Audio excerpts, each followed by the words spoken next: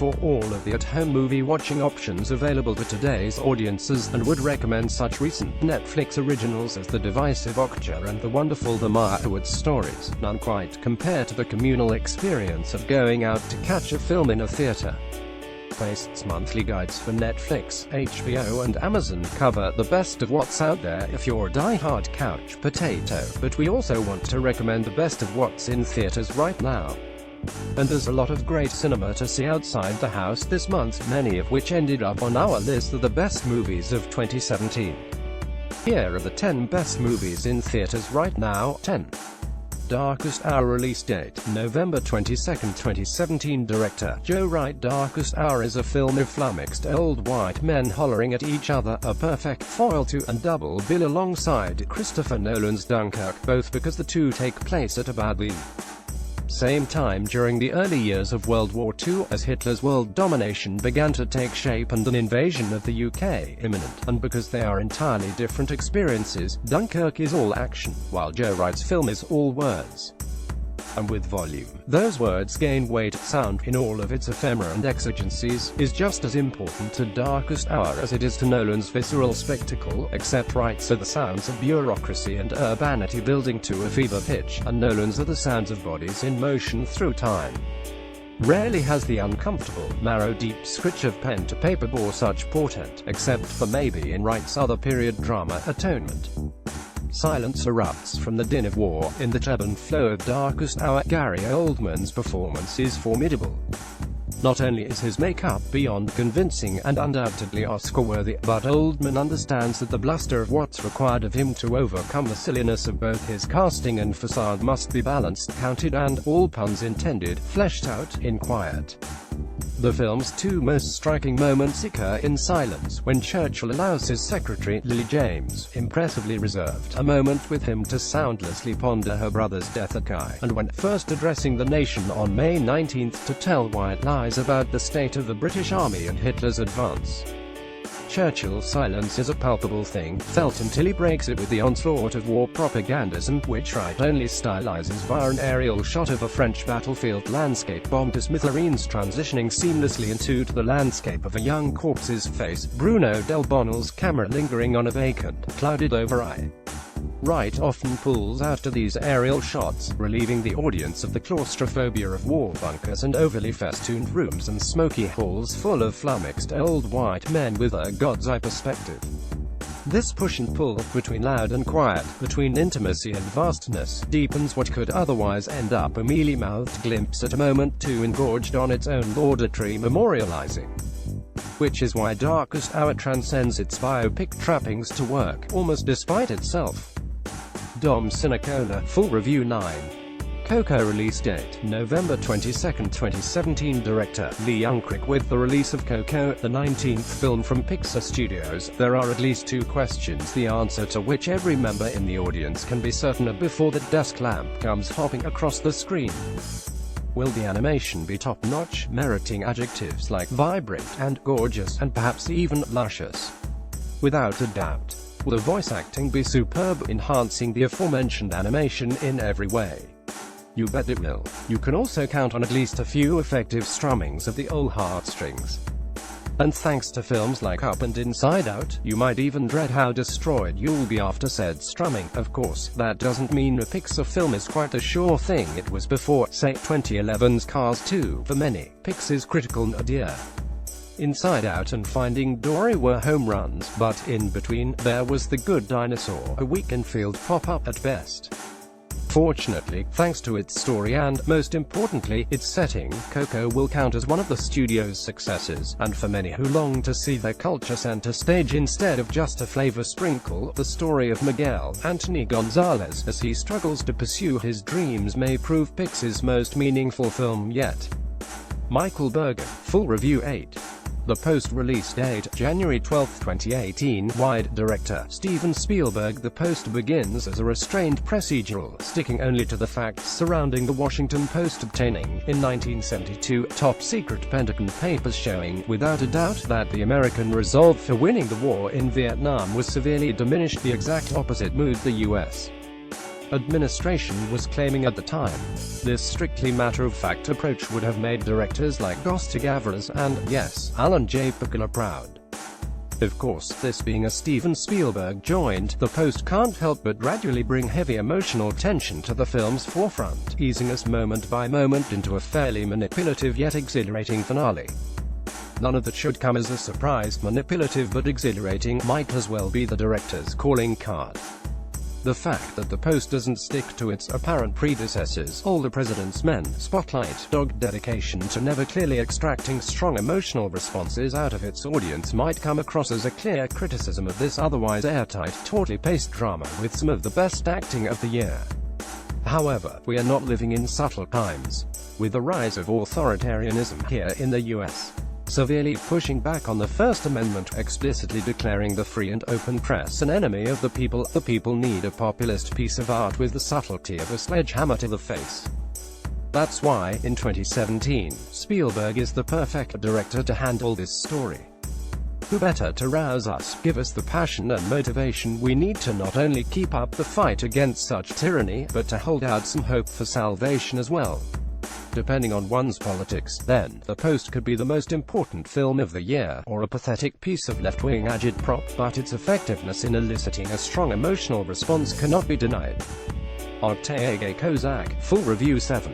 I, Tonya. Release date, December 8, 2017. Director, Craig Gillespie. The triple axel was Tonya Harding's greatest trick, and making an audience think that it's a comedy of some sort is I, Tonya's.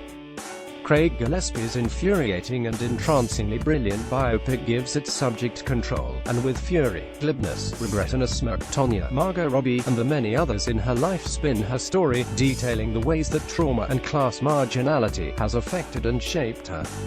Scenes of abuse, in which Tonya is often pummeled by both her mom, Allison Janney, and her husband, Jeff Sebastian Stan, are bracingly uncomfortable but cut with snark, and the film then has the gall to ask why you could possibly be laughing at such a horrible thing. Tonya dares to embody a camp aesthetic and immediately rebuke it, making sure that everything about it, from its skating scenes, blizzingly filmed as if her skill should be admired, but without actually detailing the technical aspects of what she's doing, as if to mimic white queer men and how they talk about character actresses, to its genre packaging, part wannabe gangster film, part confessional documentary, smears the ironic quotation marks of its framework with blood, sweat and tears, a roar and a snarl and a declaration of defiance. Kyle Turner 6. Star Wars: The Last Jedi. Release date, December 14, 2017. Director, Rian Johnson. The Last Jedi, unlike its predecessor, has the freedom to be daring, and perhaps the most thrilling thing about it, and there are many, many thrilling things, is how abundantly it takes advantage of that freedom. If The Force Awakens was basically just Star Wars told again in a new, but familiar way, The Last Jedi challenges the audience, challenges the Star Wars mythos, even challenges the whole damned series itself. It blows the universe up to rebuild it. It is a continuation and a new beginning. And more than anything else, it goes places no Star Wars film has ever dreamed of going. In a way, the success J.J. Abrams had with The Force Awakens, particularly how decidedly fan-servicey it was, laid the groundwork for what The Last Jedi is able to pull off. That movie reminded you how much power and primal force this series still had.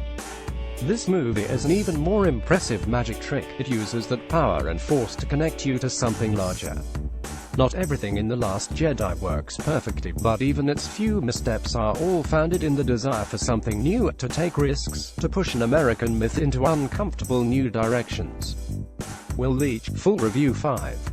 Paddington 2. Release date, January 12, 2018. Director, Paul King. A sequel to 2014's Paddington. Paddington 2 picks up where its predecessor left off, with Paddington Brown, neighbor and voiced by Ben Winshaw, living contentedly with his human family, including Hugh Bonneville, Downton Abbey, and a newly named recognizable Sally Hawkins, The Shape of Water, joined by the British A-lister of yore Hugh Grant, dramatic heavyweight Brendan Gleeson, and many others. In fact, one of the simple joys for parents watching the film lies in recognizing this in that British actor, a simple, commendable desire to find a good gift for his Aunt Lucy. Currently spending her days in a nice retirement home for bears in Lima, Peru, Natch leads Paddington to set his eyes on a certain antique pop-up book as the perfect present. When that scoundrel and fading thespian Phoenix Buchanan Grant also sets his sights on the same book, well, hijinks, misunderstandings and adventure ensue. Paddington 2 reminds us how difficult it can be to pull off a sweetly tempered, gently moving children's movie by doing exactly that, and doing it so well. Michael Bergen, full review for The Shape of Water. Release date, December 21, 2017. Director, Guillermo del Toro. If there's a waiting period filmmakers must abide before they can borrow from their own body of work, Guillermo del Toro either doesn't know or doesn't care. His latest, The Shape of Water, an ageless story of true love between a human woman and a fishman, references his filmography both at and below surface levels. It suggests a riff on Abe Sapien, the psychic Ichthyer and sidekick in both Hellboy films, who is himself a riff on Creature from the Black Lagoon's Gillman, fed through a copyright strainer by his creator, Mike Mignola, but directly invokes the structure and fairy tale trappings of his 2006 breakout picture, Pan's Labyrinth. Del Toro has us set down in 1960s Baltimore, where Eliza Esposito, Sally Hawkins, works the janitorial night shift for the not-at-all shady Occam Aerospace Research Center. She's alone, mostly except for her next-door neighbor, Giles Richard Jenkins, and her co-worker and friend, Zelda Octavia Spencer. Giles and Zelda give Eliza a voice she quite literally lacks. She's mute, and spends most of the film communicating with sign language. Eliza's clockwork days are disrupted by the arrival of the asset Doug Jones, the actor behind Abe Sapien's prosthetics, the aforementioned fishman, in the custody of Colonel Strickland. Michael Shannon, at once the epitome of the Del Toro villain and the average Shannon role. He's abusive, violent, dictatorial to a fault, but mannered, the kind of bastard who thinks his dastardly bastard deeds are right and never thinks twice about his own morality. Eliza, ballsier than Strickland and basically every other man in the film, develops instant kinship with the creature. The success of the relationship hinges on performance as much as on direction. Del Toro cares about the well-being of freaks and aberrations more than most people care about the well-being of other actual people. Visually, The Shape of Water screams diesel punk, signifying BioShock more than the Brothers Grimm, but the film bears the indelible stamp of folkloric myth-making all the same. Del Toro weaves together his influences so finely, so delicately, that the product of his handiwork feels entirely new. That's the magic of the movies, and, more importantly, the magic of Del Toro. Andy Crumb, full review 3. Call Me By Your Name. Release date, November 24, 2017. Director, Luca Guadagnino. In Carl Turner's Space review of Call Me By Your Name, he muses that in the film's opening credits there's enough of a hint to suggest that, as Michael Stuhlbarg's professorial patriarch, Mr. Perlman mentions, the statues are daring you to desire the film, while occasionally inching towards it, never takes the dare. Much has been made about whether the film flinches at the physical love it champions, or embraces with grace and decorum the same love, finding eroticism in other, maybe juicier, stickier images. Regardless, the allure of Call Me By Your Name, the story of a 17-year-old rich white kid, Timothy Chalamet, and his Italian summer tryst with a hunky grad student, Armie Hammer, is in all of that anticipation and lazy anxiety of never being quite sure what's right for you because you're not yet quite sure who you are. Perhaps Guadagnino never takes the dare because the film is less about the consummation of the two characters' desires, and more about the dissolution of the consummation, the need to let it go for all its fantasy and excitement and confusion, and then to live with the quiet, needling regret that more could have been done, that somehow the desire, the sumptuousness of the flesh, should have been better grasped. It's in Michael Stuhlbarg's final, bittersweet monologue, as well as in Chalamet's credits' long fireplace cry. Call Me By Your Name is an exquisitely shot movie, alive with the privilege and luxury of what it means to spend one's formative sexual years in the Italian countryside, but more importantly, it's a movie that aches far harder for the lives and relationships that could have been. Dom Sinicola, full review 2. Phantom Thread. Release date, January 12, 2018. Wide. Director, Paul Thomas Anderson. Phantom Thread is a movie that is so wonderfully made, so meticulous in its construction, so deeply felt in execution, that you can almost overlook how prickly and scabrous it is. This has to be the most luscious to watch film ever, that is in large part about how self-centered and inflexible the world of relationships can be, how we can only give up so much of ourselves and it's up to our partner to figure out how to deal with that, if they want to at all. This is an uncompromising movie about two uncompromising people who try to live with one another without losing too large a part of themselves, and the sometimes extreme lengths they will go to get the way. Daniel Day-Lewis plays Reynolds Woodcock, a world-famous dressmaker who clothes celebrities, royalty and, sometimes to his chagrin, déclassé wealthy vulgarians. Almost everything that doesn't meet his exacting standards is vulgarian, until one day while in the English countryside, Reynolds comes across a waitress named Alma Vicky Creeps, who both meets Reynolds' physical requirements specifically so he can make dresses for her, and has a certain pluck that he instantly finds fascinating. Both of the principles of Phantom Thread are absurd and insane in their own ways, and one of the many thrills of the film is watching them bounce off each other and then collide again. It's the oddest little love story, so odd that I'm not even sure it's about love at all. My colleague Tim Grierson said this first, but it's too good an observation to ignore. This movie is in large part about the absolute unknowability of other people's relationships. For the outside, it makes no sense that Reynolds and Alma would have this sort of connection with each other. It's difficult to tell what either person is getting out of it. But what's unfathomable about it is also what makes it so powerful. Will Leach, full review 1. Lady Bird release date, November 3, 2017. Director, Greta Gerwig. Before Christine, Lady Bird, McPherson, Saoirse Ronan. Lady Bird is her given name, as in, she gave it to herself. Auditions for the School Musical. She watches a young man belting the final notes to Being Alive from Stephen Sondheim's Company. A few moments before, while in a car with her mother, she lays her head on the window wistfully and says with a sigh, "I wish I could just live through something." Stuck in Sacramento, where she thinks there's nothing to be offered her, yet she pays acute attention to everything her home does have to offer. Lady Bird, and the film, written and directed by Greta Gerwig, that shares her name, has ambivalence running through her veins. What a perfect match, Stephen Sondheim and Greta Gerwig.